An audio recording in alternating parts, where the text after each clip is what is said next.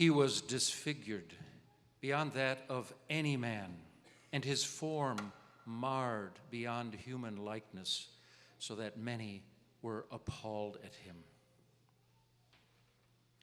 I am poured out like water, and all my bones are out of joint. My heart has turned to wax. It has melted away within me. My strength is dried up like a potsherd, and my tongue sticks to the roof of my mouth.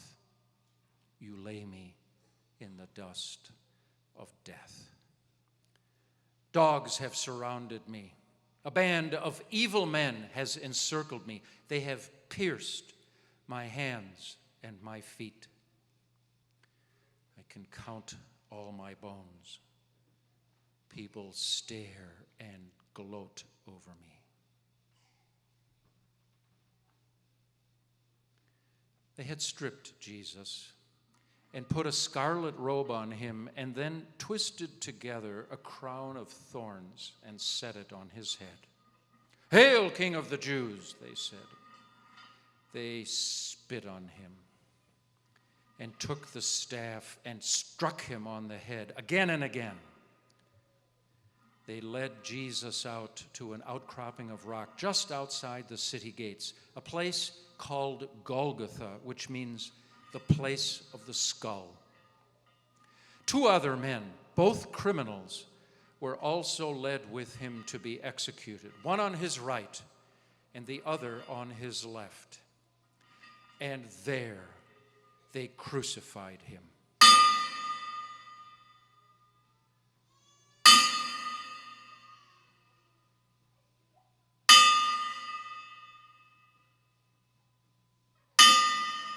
Monotonous is the pounding weight of sin.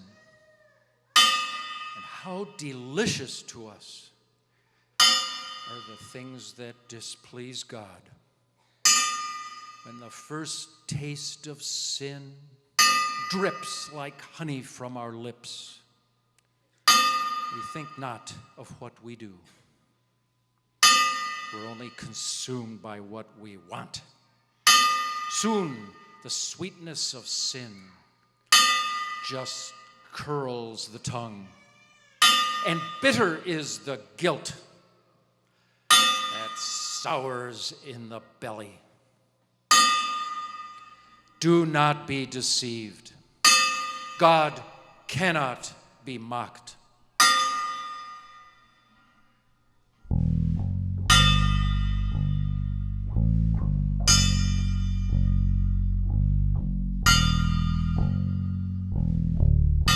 The life of a creature is in the blood. It's the blood that makes atonement for one's life. God commanded his Old Testament believers to make atonement or payment for their sins. This was his command. Take a perfect, innocent animal from the flocks and herds and present it as an offering to the Lord.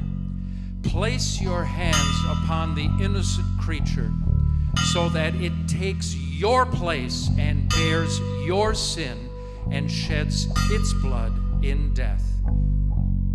Burn its flesh completely upon the Lord's altar so that a pleasing aroma arises acceptable to God.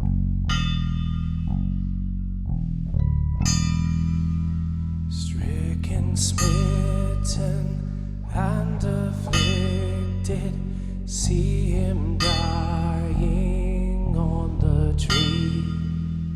'Tis the Christ by man rejected. Yes, my soul, 'tis he, 'tis he. 'Tis the long expected prophet, David's son, yet David's Lord.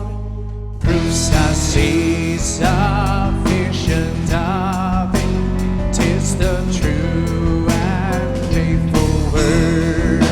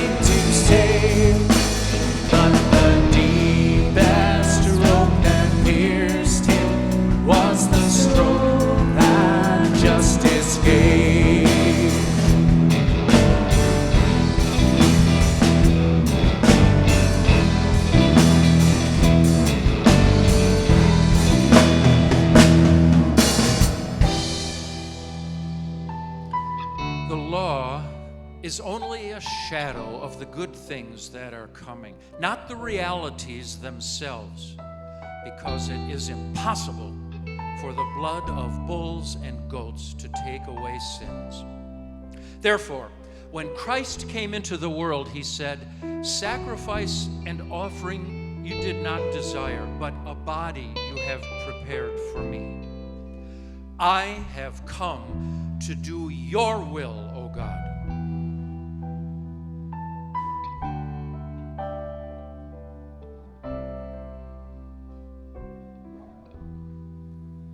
If you think I sin but lightly, nor suppose the evil great, here you see its nature rightly, here its guilt may estimate.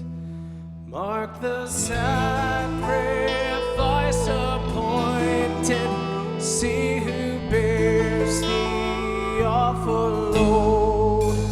'Tis the word, the Lord's anointed, Son of Man and Son of God.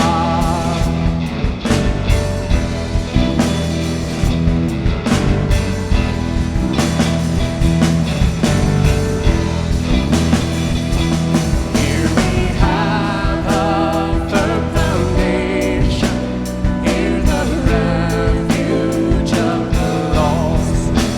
Christ the rock of our salvation is the name of which we boast. Lamb of God for sinners wounded, sacrificed to cancel guilt.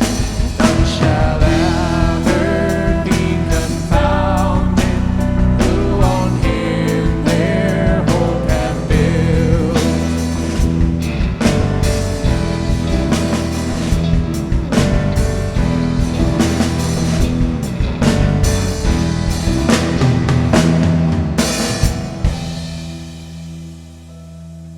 Arise, shine, for your light has come, and the glory of the Lord rises upon you.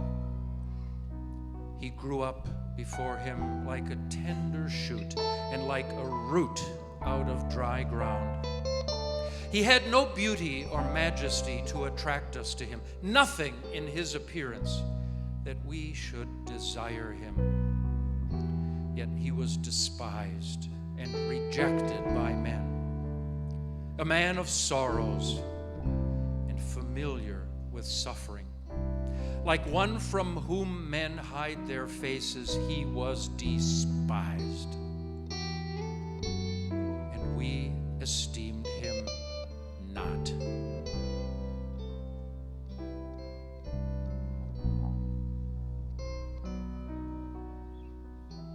From Adam to Abraham, to Mary and Joseph, the hope of one to come, the consolation of Israel, burned in the hearts of God's chosen nation. A temple dedicated to the one true God dominated the skyline of Jerusalem.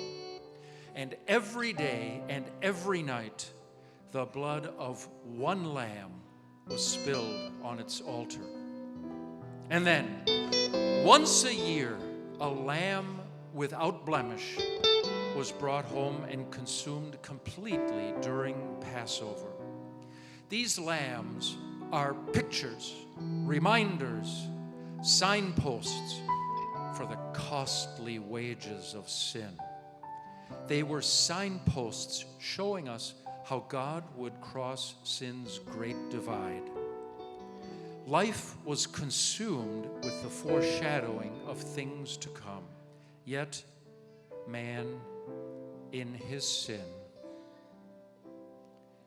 esteemed him not.